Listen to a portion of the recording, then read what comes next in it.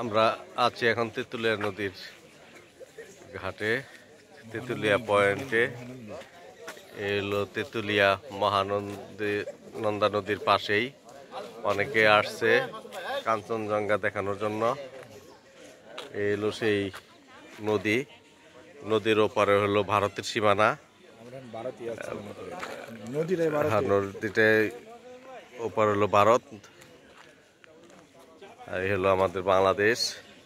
এখান থেকে কাঞ্চনজঙ্ঘার ভিউ অনেক সুন্দর দেখা যায় বিদায় অনেক লোকজন এখানে এসে সকালবেলা অপেক্ষা করতেছে। এখনো কাঞ্চনজঙ্ঘার দেখা মেলেনি, হয়তো